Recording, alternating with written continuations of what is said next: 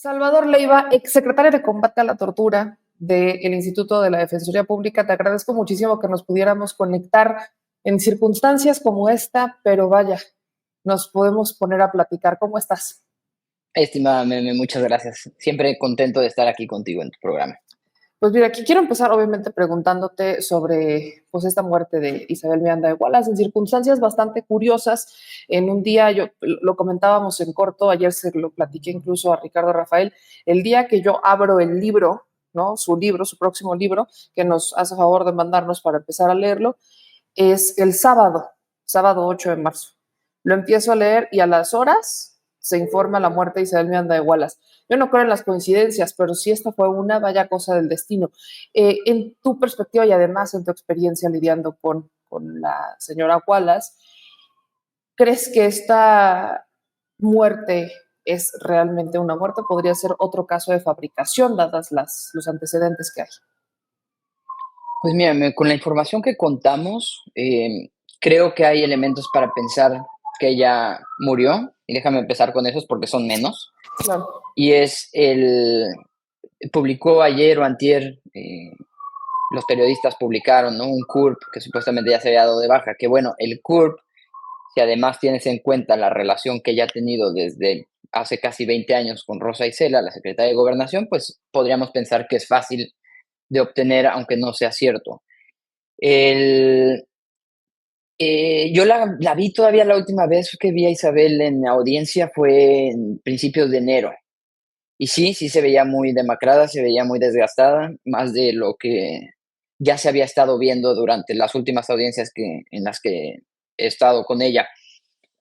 Entonces sí cabe la posibilidad, incluso Ciro Gómez Leiva, antes de perder el control contra Alejandro Solalinde, habló de que ellos sabían supuestamente que desde hace un año, más o menos, ella ya tenía problemas de salud y que incluso había faltado a uno de sus programas por primera vez. Ya ves que la invitan cada semana o cada mes, creo que la invitaban a presentar estos supuestos informes, que bueno, ahí tú ya hiciste una investigación gigante sobre la empresa fantasma Isabel hace unos 5 o 6 años.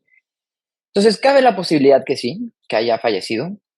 Cabe la posibilidad también que preparó, o sea, sabiendo que podía fallecer después de esta operación, preparó toda una estrategia y de eso podemos hablar también.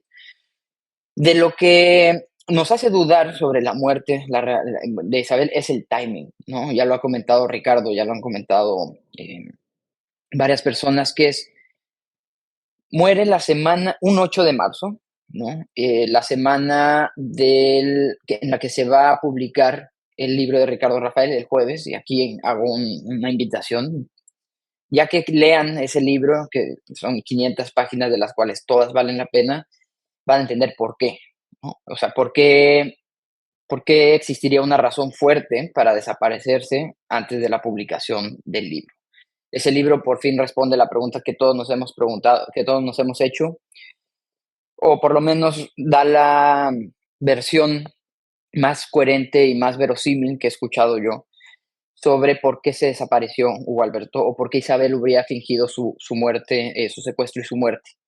Entonces, una vez que lean el libro, que ese libro salga, ya esté en las librerías y lo lean, van a entender, vas a terminar el libro y vas a decir, pues con razón Isabel se quiso desaparecer. Entonces, está el libro, está la audiencia de Claudia Muñoz, que se va a llevar a cabo, o se llevó a cabo hoy, que es la expareja de Hugo Alberto con quien tuvo una hija, es decir, una de las nietas de Isabel, son dos.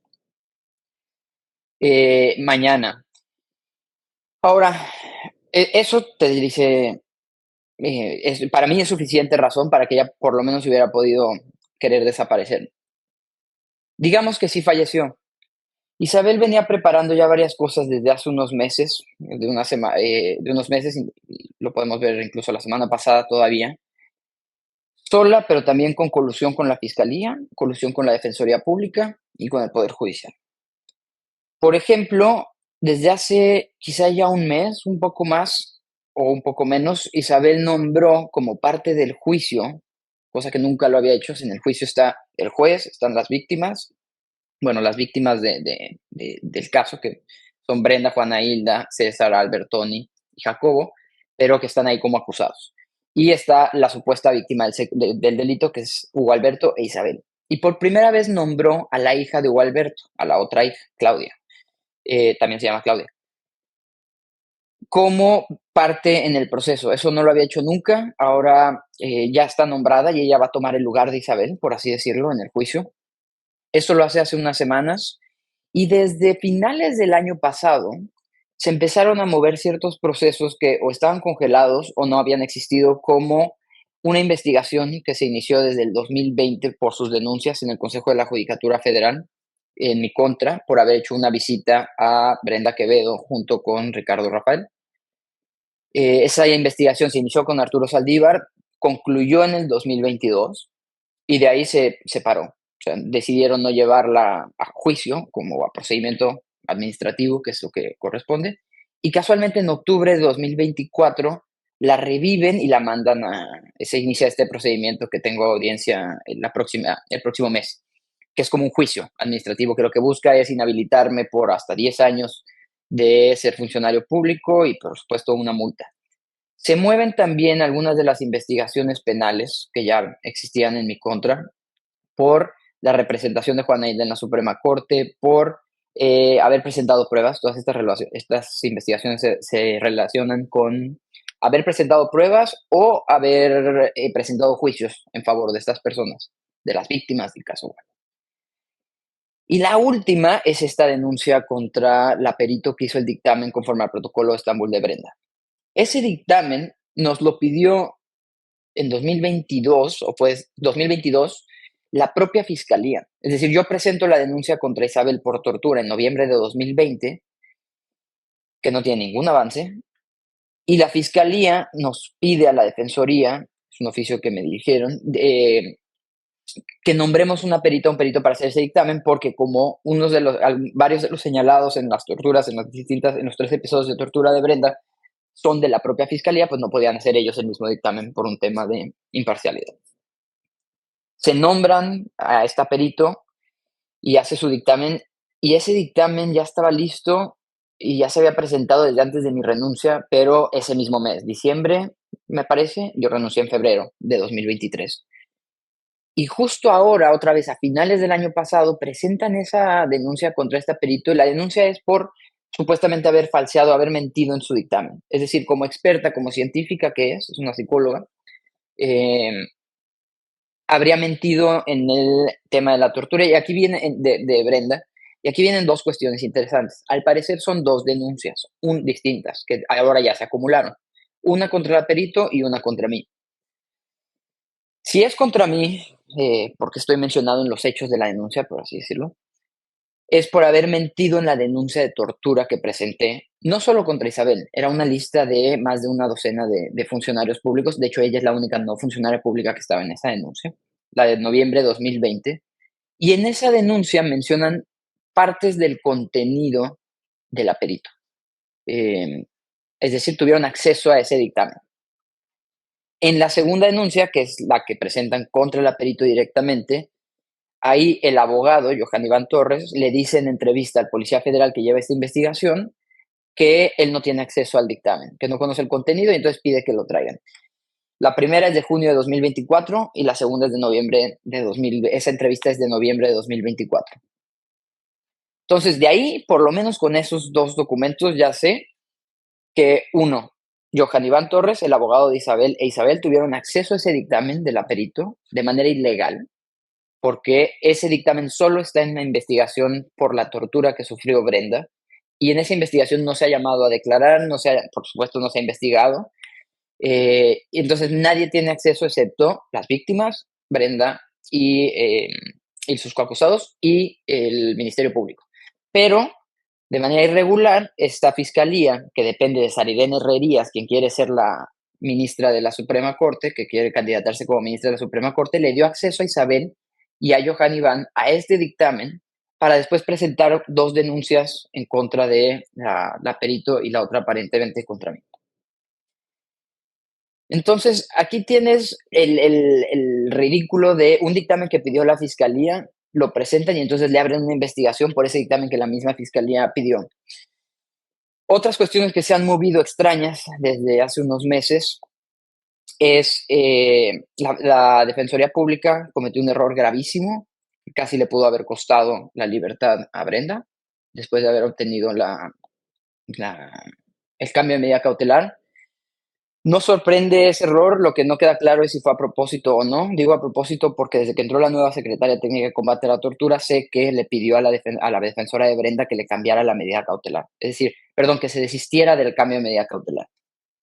Eh, Está ese error y luego está también el cómo se han querido, esa prueba que es fundamental, la que estaba comentando sobre el testimonio de Claudia Muñoz, que es fundamental para acreditar que Hugo Alberto estaba vivo por lo menos año y medio después de su supuesta desaparición y homicidio. Ella habló con él, ella lo vio. La defensoría, otra vez esta funcionaria, Sofía de Robina, querían que se desistiera Brenda de esa prueba hace unas semanas. Ya querían que se cerrara el caso eh, y que se desistiera de esa prueba fundamental, meme. Era es el testimonio. Hay otras pruebas en ese sentido, pero la fundamental es esta. El testimonio que dice, yo lo vi vivo por lo menos un año y medio después y soy su expareja y tengo una hija con él. Y la defensoría quería que Brenda se desistiera de esta prueba. Entonces, eso ya es suficiente para entender que Isabel Miranda hoy en día, o bueno, por lo menos hasta la semana pasada, seguía operando junto con la Fiscalía, pero también con la Defensoría Pública. Sabemos de sus relaciones con Norma Piña directamente, pero también de sus relaciones con Renato Sales, el esposo de Taisia Cruz Parcero, que es la directora de la Defensoría Pública Federal. Funcionarios que, por cierto, Norma Piña, Renato Sales, pero también muchos otros como, podría decir incluso Alejandro Encinas, Olga Sánchez Cordero, Rosa Isela Hernández, deben estar contentos con la muerte de Isabel, porque se llevó a la tumba los secretos que tenía de estos funcionarios que desde el 2005 ocupaban cargos como en la Secretaría de Gobierno del entonces Distrito Federal, en la Secretaría de Alejandro Encinas, ¿no? Que era jefe de gobierno interino y que también fue secretario de gobierno en esos tiempos. Olga Sánchez Cordero, que fue secretaria de Gobernación y dijo en el sexenio pasado y dijo, no, yo no me voy a meter con este caso. Entonces, hay ahí relaciones, hay favores que solo Isabel conocía y estas personas, y claro, ya Isabel muerta, pues estos funcionarios y estas funcionarias ya están contentas que se fue esa parte de la verdad de lo que es este caso, ¿no? De que cómo se pudo mantener esta mentira durante casi 20 años. Em, y que creo que también, ahora con la muerte de Isabel, de ser cierta, es buen momento para que los funcionarios, las funcionarias que se sentían presionados por ella y que quizá no querían hablar porque ella les tenía alguna información, alguna amenaza, algún tipo de extorsión, se animen a hablar, ¿no? Y a decir, bueno, yo sí, estaba presionado por esto, pasó esto, aquí se movió esto o no se movió esto por esto. Em, lo veo un poco difícil, pero ojalá y haya por ahí uno que otro funcionario, incluso que quizá hasta algún familiar de ella que ya sin esta opresión, porque todos los testimonios, por lo menos los que están en el expediente de sus familiares, hablan de esta opresión que ella ejercía contra Hugo Alberto, que contra sus trabajadores, contra sus familiares, tenía contratada a su hermana de asistente personal, lo que te habla ya un poco, ¿no? De este tipo de relaciones. Sí, Ricardo lo explica perfecto en su libro. Él hace una descripción de lo que es o fue Isabel Miranda, pero también del resto de su familia. Y no perdamos de vista que varios de estos personajes siniestros, como Roberto Miranda, siguen aquí. Roberto Miranda, el esposo, el hermano de Isabel, José Enrique del Socorro, que supuestamente tenía problemas de salud y que nunca quiso comparecer al juicio a ratificar la denuncia porque es él uno de los denunciantes de la desaparición. Isabel siempre dijo que ella denunció, pero no es cierto.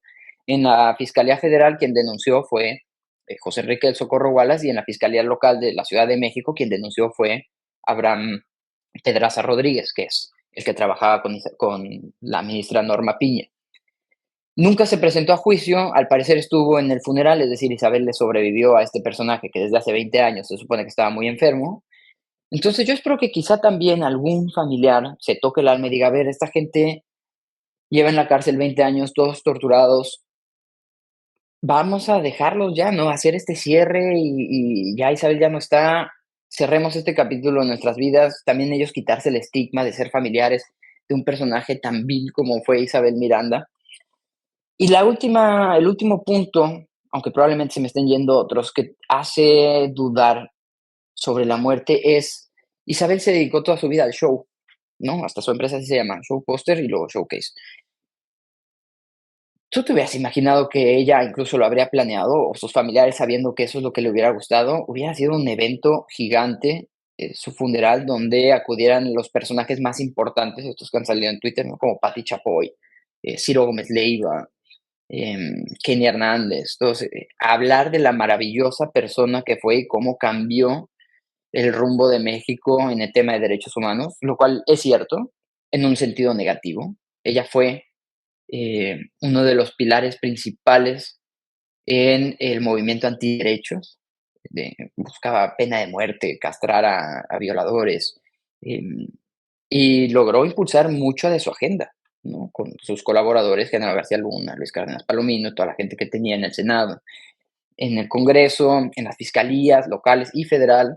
em, entonces, creo que esta noticia es también una liberación, no solo para sus víctimas, que seguirán y siguen pagando las consecuencias de los daños que ella ocasionó, sino también de toda esta red que permitió que durante 20 años se pudiera sostener la mentira de un falso secuestro y un falso homicidio, y quizá algunos de ellos, con esta libertad, ya hablen y saquen a la luz información que pueda ayudar a las víctimas directas, ¿no? Que son las 6 personas que siguen en la cárcel por las mentiras de Isabel.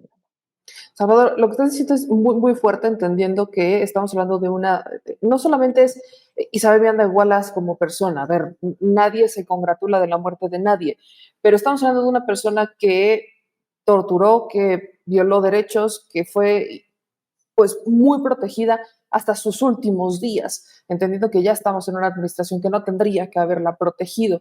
Quiero regresarme un poco a la Defensoría Pública, que cuando tú estuviste en la Secretaría Técnica del Combate a la Tortura, estás haciendo tu trabajo, o sea, tú lo que haces es hacer tu trabajo, presentas estas denuncias por las torturas, etcétera, y la respuesta de Isabel Miranda de Wallace es una literal persecución jurídica en tu contra, como lo hizo con otras personas, que eso incluso, y lo digo de esta manera, a ti no te ha permitido regresar al país, dadas las circunstancias. Ayer Ricardo Rafael decía que hay 16 causas pesando, o sea, 16 bombas de Isabel, 16 carpetas que Isabel Miranda de Wallace impulsa particularmente en tu contra. Lo que te quiero preguntar aquí es el rol justamente de la Defensoría Pública, el antes y el después, porque hay un antes y un después, Saldívar, ahora Norma Piña, y sabemos, conocemos estas conexiones, pero al grado de ser una institución y veo estos contrastes, que por un lado hacía su trabajo y por el otro lado incluso hasta persigue, por ejemplo, a la perito que realiza el protocolo de Estambul en el caso de Brenda. ¿Cómo? Yo no logro entenderlo pese a las conexiones políticas, pero ¿cómo es posible que haya pasado tantos filtros, que haya logrado tanto Isabel Miranda de Wallace desde la Defensoría Pública? No hizo su trabajo. ¿Qué es lo que pasa? ¿Quiénes son los actores particularmente que juegan acá? Porque las consecuencias de sus decisiones o de las presiones son criminales. Sí, yo creo que la línea, en el caso de la Defensoría, la línea viene directamente de Norma Piña, o de Taisia Cruz Parcero, o una mezcla entre las dos.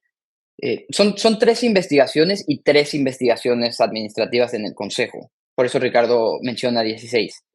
El que, por cierto, nunca recibí ningún tipo de apoyo desde la Defensoría, mucho menos desde la Secretaría Técnica, un apoyo institucional sobre un caso que a ellos les conviene, ¿no? Si alguna de estas denuncias llegara a juicio y llegaran a ganar por la razón que quiera sobre estas influencias, sobre esta corrupción que existe, podría afectar directamente y de manera grave el caso de Brenda y del resto de sus coacusados. Y déjame te pongo un ejemplo. La perito trabaja en la defensoría todavía. La unidad de peritos depende de la titular de la unidad de litigio estratégico, que es Jacqueline Sáez, una ex trabajadora del Centro PRO y también trabajó en la Suprema Corte de Justicia. El caso lo coordina, en teoría, la Secretaría Técnica de Combate a la Tortura, o al menos así se manejaba cuando estaba yo, y por lo que veo públicamente pareciera que sí, que todavía lo alcanza. Esa titular también viene del Centro PRO, fue trabajadora del Centro PRO. Ambas le negaron el apoyo a esta perito, cuando pidió apoyo tanto de su jefa, de la titular de la unidad de litigio estratégico, como de la Secretaría Técnica de Combate a la Tortura, que es quien lleva el caso, le dijeron que no, que iba a tener la defensora de guardia y que ya la directora decidiría si le nombran algún defensor como más específico, una cuestión así. Lo que le dijo la defensora cuando la acompañó a la fiscalía el jueves pasado a presentar su declaración fue que aceptaron un procedimiento abreviado, meme. Esa carpeta de investigación solo tiene la denuncia de Isabel Miranda. Y con eso, la defensora le estaba recomendando que reconociera responsabilidad, es decir, que reconociera que mintió en el peritaje de Brenda. Con eso tiras todo el tema de la tortura de Brenda en el juicio, en sus investigaciones penales, en todos lados. Por una, no quiero decir una mala recomendación porque no creo que esto sea negligencia, yo creo que esto fue deliberado. Querían tirar el caso desde ahí. No tirar el caso, pero el tema de la tortura de Brenda que lleva ya más de 15 años peleando porque se reconozca, y ya se reconoció, ya lo reconoció el grupo de trabajo sobre detención arbitraria, y querer tirarlo de esta forma me parece deleznable. Otro ejemplo es, Brenda necesita una operación urgente desde hace mucho tiempo. Por supuesto, Brenda no puede trabajar porque ni siquiera tiene una identificación, una cuestión que ya la Defensoría le dijo, nosotros no te vamos a ayudar con ese trámite, pero hay una organización que la está apoyando con eso. Necesita esa operación urgente, pudo conseguir, a pesar de no tener trabajo y de todos imagínate todo el dinero y todo el patrimonio que han perdido las familias, en este caso particularmente la de Brenda, para costearse las visitas a los penales que están lejísimos, las idas y venidas a la Defensoría Pública, a los juzgados, a donde sea, a la Fiscalía, a la SEAD, a donde se tengan que presentar. Consiguieron aún así el dinero para la operación, comete este error gravísimo la Defensoría y entonces ya no dejan a Brenda hoy en día salir a ninguna cita médica. La operación ya pagada se canceló por culpa de la Defensoría, que por supuesto tampoco le ayudaron a recuperar ese dinero que ella había pagado. No la dejan salir a hacerse los dictámenes. No es solo la cirugía lo que necesita Brenda. Brenda necesita atención médica de otro tipo que no voy a mencionar porque son cuestiones privadas. Por cierto, también otro error de la Defensoría hizo público dentro del expediente el expediente clínico de Brenda de salud al que ya tuvo acceso Isabel Miranda y sacó una cantidad de cosas ahí denigrantes contra Brenda como siempre. Entonces Brenda no puede salir a ninguna de estas citas médicas ni atención que necesita. Y otra cosa que gracias a ti ahora ya tienes, por ejemplo, la atención psicológica y psiquiátrica que Brenda necesita, no solo por los actos de tortura de los cuales fue objeto, sino también por todo lo que este internamiento ha significado durante más de una década para ella, ¿no? La afectación que eso tiene, la importancia de continuar con estos tratamientos, sobre todo los tratamientos psiquiátricos, se los cortaron a Brenda desde que salió y la Defensoría Pública jamás fue para gestionar los trámites. Deja tú ya los legales ante el juez, que seguramente han de haber presentado alguna de estas controversias o perder el tiempo de alguna manera, pero ya los administrativos, conseguirle el medicamento, un medicamento que si no lo tomas puede terminar muy, muy mal.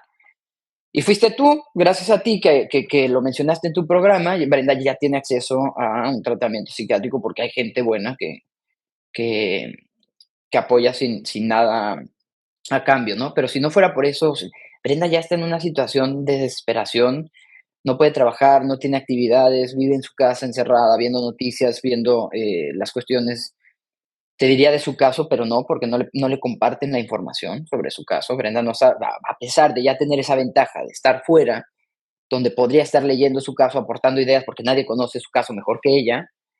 No le comparten información, no le comparten documentación. Eh, entonces, esa es una situación muy precaria que tiene a Brenda ya como bastante consternada. Los trámites ante la SEAD, meme. Antes de salir se ganó o se presentó un amparo que se ganó pocos meses después de haber presentado mi renuncia contra la SEAD, la Comisión Ejecutiva de Atención a Víctimas, que ordenaba, conforme a la opinión del Grupo de Trabajo sobre Detenciones Arbitrarias, que se le reparara a Brenda, se le brindara la atención médica y psicológica y todos los tratamientos que ella necesitara, incluida la indemnización también, ¿no? El pago de la indemnización. La respuesta de la Defensoría Pública a ese amparo particularmente no particularmente, la respuesta de Sofía de Robina fue: "Yo no me voy a sentar a negociar con la SEAP y no voy a ofrecer una cifra". Que eso es, a cualquier persona que litigue casos de violaciones a derechos humanos, sabes que es necesario en algún momento sentarte ante la SEAP y decirle cuál va a ser el monto. Isabel Miranda sí recibió un monto y un monto millonario, sin haber pasado ningún tipo de trámite o filtro de la SEAP. Y Brenda lleva ya más de casi 2 años intentando por lo menos que le den una cantidad que le ayude a sobrevivir, ¿no? Los gastos. Todavía la señora Enriqueta, que tú la conoces, a su edad tiene que seguir trabajando porque Brenda no puede generar todavía, porque no tiene un INE, porque está encerrada, porque para incluso tener acceso a cursos en línea y estudiar necesita una identificación que no tiene todavía. Entonces, el tema de la SEA para Brenda es crucial para iniciar otra vez a crear su vida fuera de prisión. Em, si no, tiene las opciones muy limitadas. Y eso tampoco lo ha querido cumplir el IFDP y ni la SEAP, aunque la SEAP ha intentado hacer citas y se ha intentado sentar con la Defensoría. La respuesta de esta funcionaria, de Sofía Robina, ha sido: no, yo no me voy a sentar a negociar. Y por tanto, ese procedimiento, a pesar de que el amparo se ganó a principios de 2023, sigue sin cumplirse esa sentencia. Entonces, esas son solo algunas, Meme, de las situaciones y de la influencia que ha tenido Isabel, y que peligrosamente hoy en día, a pesar de ya no estar ella, quedan todas estos remanentes. Con todo esto que te comento de lo que preparó antes de su muerte, que puede ser que lo haya preparado sabiendo, insisto, en que tenía la cirugía y que corría un riesgo grande, no me sorprendería que venga pronto, particularmente después de mañana, que es la publicación del libro de Ricardo, más sorpresas. Videos fabricados, un testimonio de alguien nuevo que nadie había escuchado antes, que va a sacar algo, digamos, va a darle un giro de 360 grados al caso. O algo más preocupante que podría ser violencia, ¿no? Operando desde el oscuro, si es que no está muerta, operando desde el oscuro, ya se salta este filtro, que se lo ha saltado varias veces, de para atacar a quienes hemos intentado defender este caso. No, no olvidemos que ella fue quien dijo: yo los pude haber mandado matar, no solo golpear.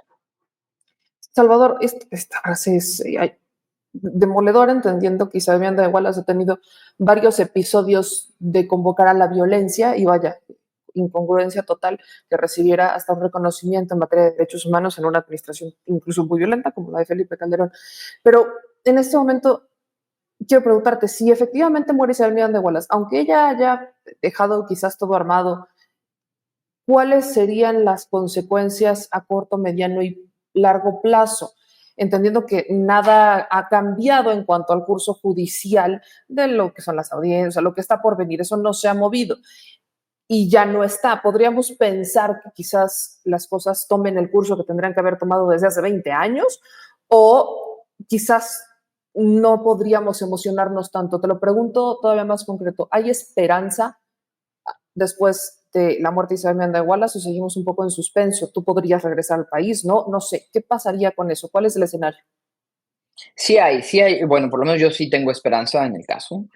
No inmediatamente, el sistema está demasiado eh, podrido de por sí, pero además todas estas influencias que ya tuvo, gente que ya hizo, ya deshizo dentro de este caso, o que cubrió o encubrió, no van a hablar, ¿no? Esa es la gente que menciono, que quiere que el caso se quede en lo más oscuro y en lo más callado, empezando por Norma Piña, ¿no? Tú pide cualquier documento relacionado con este caso por transparencia y te van a decir que es reservado.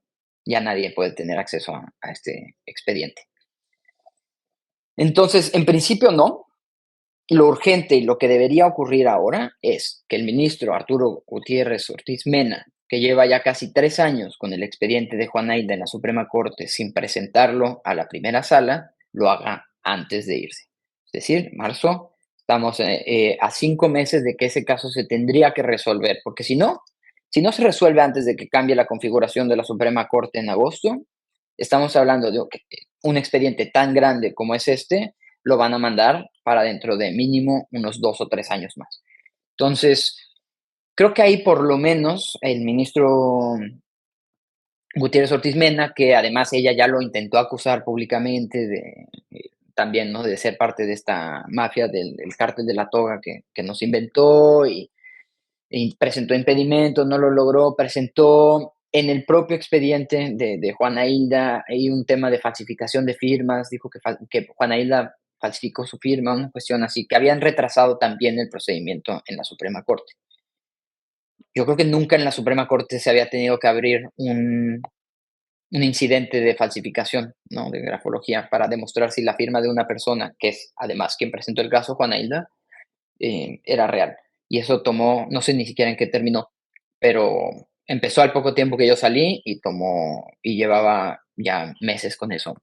Entonces, ya sin esa presión, yo pensaría que las ministras y los ministros se sentirían un poco más libres, no solo en su decisión, sino en agilizar el trámite del expediente, que no es agilizarme. Si se supone que un amparo se debe resolver em, no recuerdo ahorita, se me fue completamente, se me bloqueó el plazo, pero está rebasado el plazo desde la presentación de la demanda, y no solo de Juana Hilda, de César D'Alberitoni, por más de 5 veces. ¿Por qué la Suprema Corte no ha resuelto el de Juana Hilda, ¿no? O sea, la propia Suprema Corte ya violó el derecho a ser juzgado en un plazo razonable en cuanto al amparo directo de Juana Hilda. Entonces ya son 3 años y no se ha resuelto ese.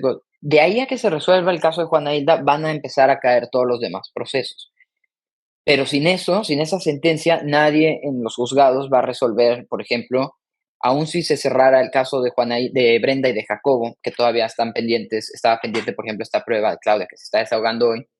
Aun si se cerrara, pues la jueza que tiene a su cargo el caso no le no va a resolver antes de saber lo que va a resolver la Suprema Corte. Y una última cuestión, Meme, es el riesgo, no solo en este caso, en muchos de estos casos, particularmente los casos que tienen alguna injerencia política o mediática incluso, es todas las juezas y los jueces, magistrados, magistradas que se van pronto, van a empezar a resolver, no, o sea, perdón, no todas, muchas de los jueces y juezas magistradas que se van en agosto, ya no les interesa condenar, porque ya no van a estar ahí si un colegiado dice, hiciste un pésimo labor, no debiste haber condenado. Entonces, también corremos el riesgo de que la jueza actual que tiene el caso Wallace, por hacer un favor, por cumplirle un favor, ya sea a Isabel, pero también a Norma Piña podría ser, condenar, se lava las manos y se va, ¿no? Ya que lo revise alguien más. Pero ese ya que lo revise alguien más, estás hablando por lo menos de unos 2, 3, 4 años más en Sí. apelación. Y Bueno, ese riesgo lo tienen muchas, muchas personas, no solo en este caso, perdóname. justo, perdón que te interrumpa, pero justo a eso quiero llegar. Viene la próxima elección judicial y tú hace un momento hablabas de alguien que está intentando llegar a la Suprema Corte. ¿Cuáles son los riesgos? ¿Quiénes son estos personajes que están dejando sus cargos dentro del Poder Judicial, pero que han beneficiado al caso Wallace y que han atentado en contra de 6 personas, que han atentado en contra del proceso judicial y de cómo, o sea, vaya, yo no entiendo, por ejemplo, cómo una gota de sangre que simplemente te está dando pruebas que no corresponden y que te está dando un escenario que no tendría que haber pasado los filtros judiciales, haya llegado hasta las últimas consecuencias como para decir es que es una prueba irrefutable y que el Poder Judicial haya dicho, no, pues es que vamos a pasarla pese a que la gota de sangre, o sea, te revela primero que era una mujer, segundo fue tomada ya la escena contaminada, o sea, son varias cosas que yo no logro dimensionar, que los jueces, en mi lógica, no soy abogada, pero en una lógica muy lógica, perdona la redundancia, tendrían que haber frenado en algún momento. A mí lo que me preocupa es que por mucho que hoy no esté Isabel Miranda de Wallace, esos personajes ahí siguen. Algunos se van, pero otros se quedan y aspiran a ser electos en la próxima elección judicial. ¿Quiénes son estas personas? Y te lo pregunto así, ¿cuál es el riesgo de que se mantengan dentro del esquema judicial desde la Defensoría Pública hasta la Suprema Corte? En la Defensoría Pública creo que afortunadamente se van, Ok. y no sé ni siquiera si se van a esperar a agosto o se van ya en mayo, porque ya escuché que ahí hay movimientos de cómo Taise está intentando meter a su gente, ¿no? Darles puestos ahí dentro de la Defensoría Pública sin ningún tipo de procedimiento. En los quienes aspiraron a la Suprema Corte estaban Rodrigo Osvaldo, que es perdón, no es Rodrigo Osvaldo, Osvaldo Jiménez, que es uno de los ministerios públicos, era Ministerio Público Federal, que participó directamente en los actos de tortura de Brenda. Él no estaba para ministro, pero estaba para, me parece, Tribunal de Disciplina, creo, que después fue delegado en la Ciudad de México, ya con Ernestina Godoy, y lo corrieron por haber imputado a un perro de una violación, en lugar de al padrastro de una niña. Y creo que tuvo un caso similar. Ricardo publicó algo sobre eso hace poco. Él está fuera de las listas, estuvo en las listas, ya está fuera. Luego está Abraham Pedraza, que también quería ser, también me parece que no era ministro, pero quería ocupar algún puesto, puede ser que magistrado. Y también ya no está en las listas, afortunadamente. Todo esto creo a partir de un reportaje que sacó el Canal 14, ¿no? Creo que fue Daniela Pastrana. Y luego están, que todavía están, Sara Irene Herrerías. A Sara Irene Herrerías la habían bajado de la lista del legislativo, había quedado en la del ejecutivo, y luego en esta segunda lista, que sale unos días después o unas horas después, ¿te acuerdas? Que metieron nuevos nombres, aparece otra vez Sara Irene. O sea, Sara Irene viene impulsada por alguien, que podría ser el propio fiscal Gers Manero, pero también podría ser alguien dentro del Poder Judicial, ¿no? Le hace Norma Piña o Taisia. Y Marisela Morales, ¿no? Quien era procuradora en las épocas de oro de Isabel y de Renato Sales y de todos estos personajes siniestros y oscuros. Y este es hablar nada más de la relación directamente en el caso, con el caso Wallace. Pero si hicieron esto en este caso, ¿qué no habrán hecho en otros, ¿no? En muchísimos otros? Y déjame contarte una anécdota. Con Sarirene Herrerías, cuando Netzaí entró, fue el director de la Defensoría Pública y empezamos a denunciar todos estos casos de tortura, incluidos los casos que no se habían denunciado, porque en la Defensoría Pública no se denunciaba la tortura. Esa fue una de las políticas que instaló Netzaí. Después de un poco tiempo que habíamos iniciado con las denuncias, en ese entonces habrían sido unas cientas, no, todavía no llegamos a los números con los que salí, que fueron casi 5,000. Tuvimos una reunión con ella, técnicamente para intentar convencernos en no denunciar tortura, amenazarnos también que iba a iniciar investigaciones en contra de las defensoras y los defensores públicos que no la habían denunciado. Netzaí le dijo adelante. Pero una cuestión que dijo fue, no recuerdo las palabras exactas, pero ofreció investigar el caso Wallace y el caso Vallarta a cambio que dejáramos de denunciar.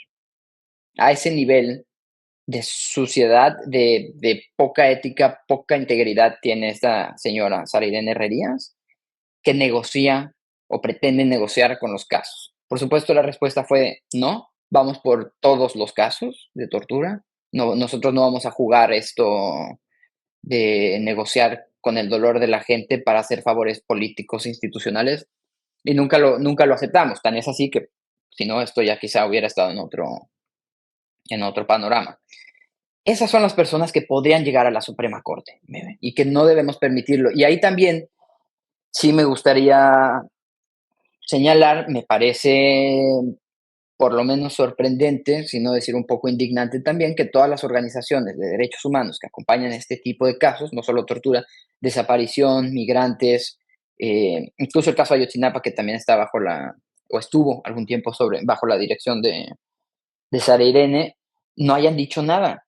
Todos estos casos que ellos representan, que se han presentado, que las personas, sus clientes, por así decirlo, que son las víctimas o los familiares de las víctimas, se han enfrentado a N mil obstáculos ante las fiscalías especiales en derechos humanos, que dependen todas y cada una de ellas de Sara Irene Herrerías, no hayan salido públicamente a decir, por favor, no podemos tener a esta funcionaria como ministra de la Suprema Corte. No he visto una sola organización que se haya pronunciado respecto a los nombramientos. Yo entiendo que estemos en contra del proceso de elección popular de jueces, juezas, magistrados, ministros, puede ser, pero es lo que hay ahora. Y es con lo que vamos a tener que trabajar de aquí en adelante. Entonces, si desde ahora callamos porque no estamos de acuerdo con estos procedimientos y por ese silencio vamos a permitir que este tipo de funcionarios se aprovechen y entren ahí a hacer quién sabe qué tanta cosa. O sea, si en un puesto no tan influyente como es una subprocuración, hacía y movía toda esta red de tráfico de favores, tráfico de influencias, corrupción, para ganarse favores políticos, imagínate lo que haría como ministra de la Suprema Corte de Justicia de la Nación. Entonces, es impensable que una funcionaria como lo es Saridén Herrerías llegue a la Suprema Corte. Salvador, quiero solamente aterrizar ya para ir cerrando esta entrevista y te agradezco mucho que la pudiéramos tomar a pesar de las distancias y demás. Y te lo quiero, aprovecho que estás aquí para preguntártelo. La Defensoría Pública en particular, los defensores públicos, en otros escenarios hemos platicado muchísimo sobre la Defensoría Pública y demás, pero a mí me brinca un tema en particular. Te pongo un escenario, quizás no tiene que ver un poco con el caso, pero sí. Hace no mucho me encuentro a una señora que me dice, yo soy víctima de violencia, etcétera, etcétera, y ya tiene las denuncias y demás, tiene un defensor público y por el paro que hacen en el Poder Judicial, su defensor llega y solicita que se tomen ciertas medidas y le dicen que no, porque están en paro, o sea, literalmente solamente le reciben el oficio, se lo sellan, le dicen, pues está en paro, y el defensor se va, ¿no? Quiero ponerte este escenario. En el caso particular de Brenda y de los 6 en total de estas 6 personas en el caso de Isabel Miranda de Wallace, la Defensoría, sus defensas juegan el rol muy importante, incluso también en el de Israel Vallarta y muchos otros casos que no tienen sentencias o que tienen sentencias brutales, completamente incongruentes. Pero en el caso particular de Brenda y demás, ¿qué pasa con su defensor? ¿Cómo ha sido el proceso? Tú que has estado mucho más cerca. ¿Cómo es el proceso en este momento? ¿Cómo se siente en este momento la defensa de Brenda? Si tienes conocimiento incluso de la defensa de los demás, ¿cómo se sienten en un momento en donde está toda esta incertidumbre de no sabemos si ahora sí o si no, o si quizás hasta septiembre esto se resuelva con nuevos jueces o quizás no? Es mucha incertidumbre, pero el peso recae en las defensas. ¿Qué es lo que pasa con los defensores? ¿Qué pasa con la Defensoría Pública? Yo sigo sin entender cómo es posible que Taisa permitiera todo esto. Solamente podemos hablar de complicidades, pero ¿habrá impunidad también para ellos, que son parte del Poder Judicial? Totalmente, Meme. Déjame empezar diciendo que en la Defensoría Pública hay gente valiosísima Sí. en lo que se refiere a defensoras, defensores, asesores, asesoras, que son quienes están en el campo, quienes llevan los casos, quienes tratan con las personas. Hay casos muy malos también y hay casos muy graves, como el caso de Juana Hilda, ¿no? La defensora Uh -huh. que fue cómplice en la tortura de Juana Hilda, que además cuando entramos a la Defensoría era delegada, ¿no? Y la corrimos. Después de un proceso larguísimo, no fue fácil. Unos pensarían, no, pero es que es obvio. No, no, no. O sea, fue un proceso difícil para correrla, para cesarla. Entonces, en el caso Wallace, el tema del derecho a la debida defensa ha sido una violación constante durante todos estos años. Brenda tenía, cuando llegamos nosotros, le designaron una defensora de carrera judicial muy buena, muy comprometida, que hizo muy buen trabajo, que se jubiló al poco tiempo después que nos fuimos. Tengo fuentes que mencionan que ya estaba harta de las presiones de, de la dirección, particularmente de la Secretaría Técnica, ¿no? Que esta cuestión, por ejemplo, que la estaban presionando para que se desistiera de la solicitud del cambio de medida cautelar de Brenda. Y le nombraron a un funcionario que se llama Jesús García Márquez, que no era defensor público, ni siquiera federal, tampoco local, no era funcionario del Poder Judicial. Se lo trajeron de el Ministerio Público local en Guanajuato, me parece. Probablemente tenga alguna amistad con Sofía de Robina o con Taisa Cruz, que además su plaza la tienen en Tijuana, ni siquiera en la Ciudad de México, pero al parecer es defensor en la Ciudad de México y lleva el caso de Brenda. Que también habla mucho, ¿no? De cómo esta defensa de la carrera judicial y del servicio civil de carrera es de dientes para afuera, cuando ellas meten a sus amigos que no tienen absolutamente ninguna experiencia judicial. Está ese caso, está el caso de Jacobo. Jacobo también ha tenido muy malas experiencias con defensores públicos. Antes de nosotros, durante nuestro tiempo también, Jacobo pidió varias veces el cambio de defensor. Y luego el último, que se llama Luis Bolívar Real Pepiña, ¿Piña? Aviña, le pagaba a otro interno para que le explicara a Jacobo su caso y le hiciera sus escritos. Es decir, en lugar de hacerle el trabajo de defensa, le pagaba a otro interno que, pues ya sabes que en las cárceles cuando llevas tantos años en privados de libertad, estudian derecho, conocen más expedientes que muchísimos abogados que están fuera, Eh, y entonces le pagaba a este funcionario, la pareja de Jacobo metió una queja en el Consejo de la Judicatura, que por supuesto yo creo que se desechó, eh, porque todavía sigue ahí, lo sé porque en la última audiencia que tuve en una de esas investigaciones de Isabel, estaba él representando a la defensora pública de Brenda, a la anterior, que también estaba denunciada junto conmigo en esa audiencia particular, en esa investigación particularmente. Entonces, el tema de la violación a la defensa adecuada ha sido una constante, debe ser un tema angular en el caso de Brenda, por lo menos ante la Comisión Interamericana de Derechos Humanos.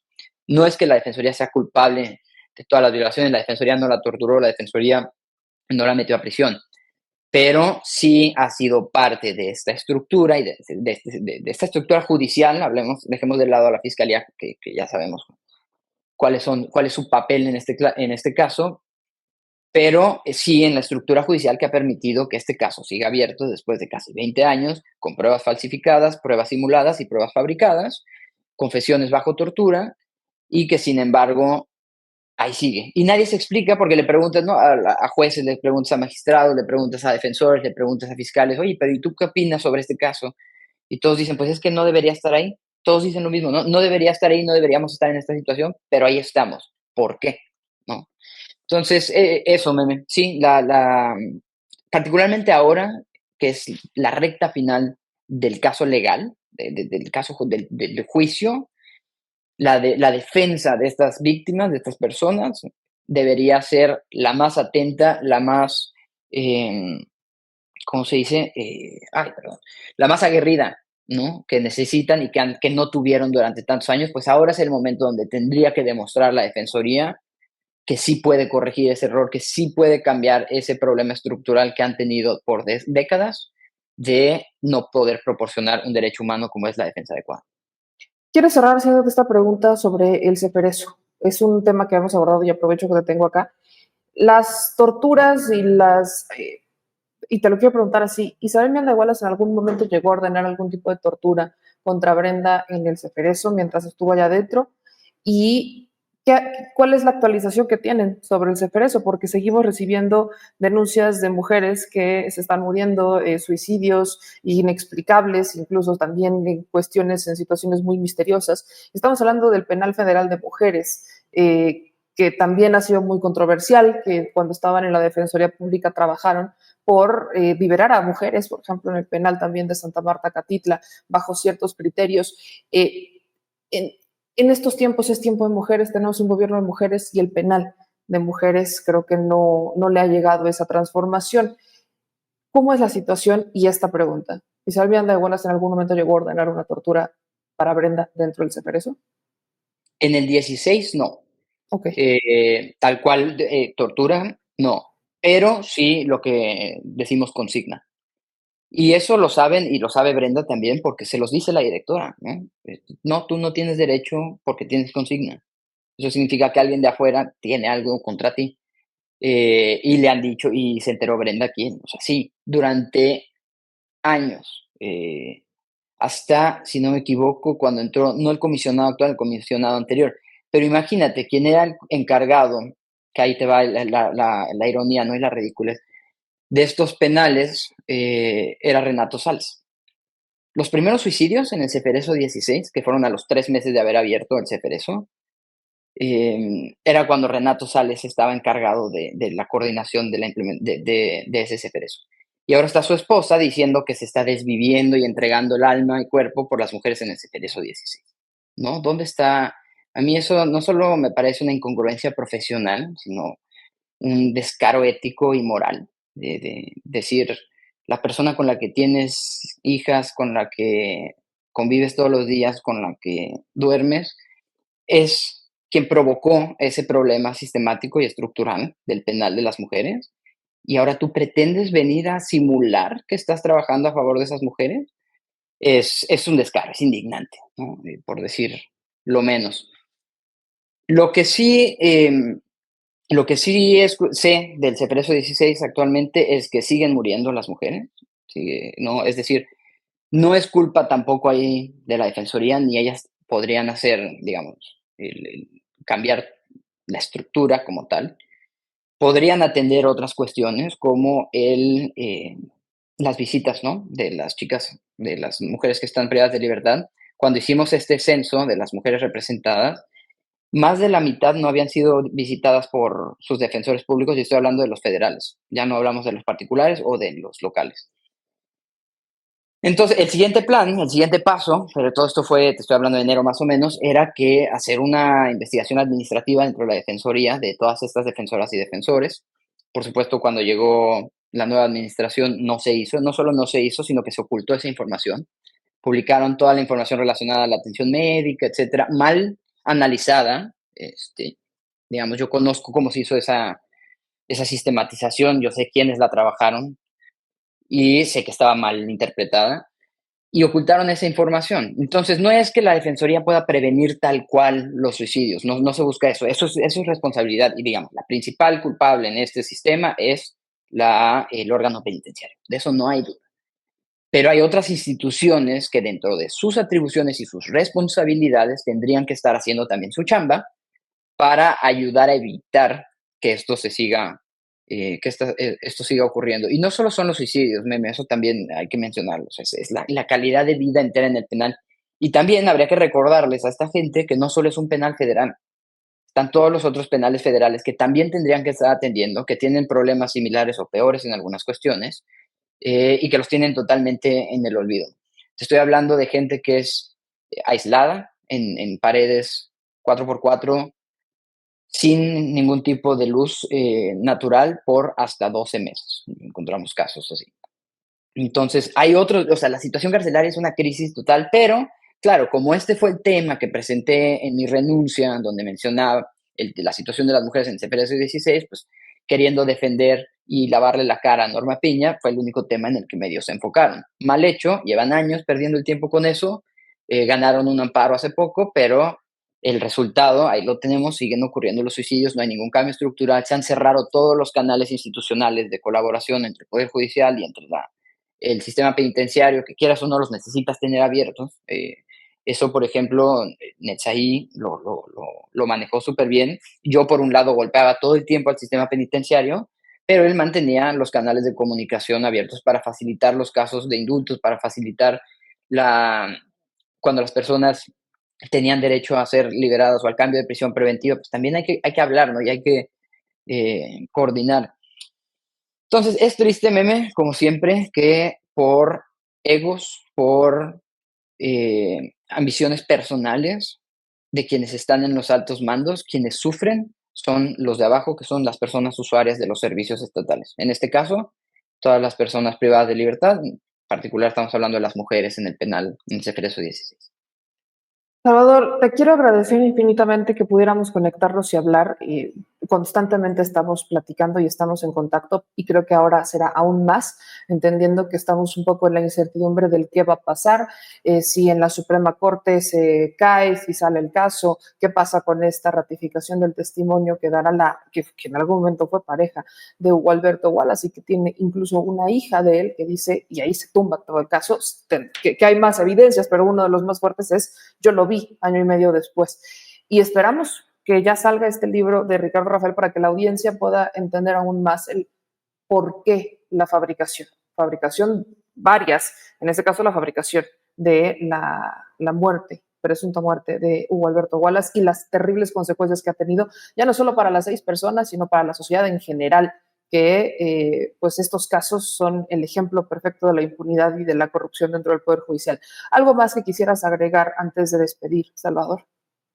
No, nada más invitar a tu audiencia a leer el libro. De verdad les va. Para mí, que lo he trabajado 6 años, conozco este caso, he leído el expediente no sé cuántas veces, no podía dejar de leerlo. Eh, Nunca había visto este caso presentado de esa manera y con esa claridad que solo Ricardo sabe exponer cuando se trata de casos judiciales. Solo eso, Meme, y agradecerte como siempre el espacio. Pues nos estamos viendo, bueno, escribiendo más bien y te mando un abrazo gigantesco. Muchas gracias por conectarte. Igual, Meme.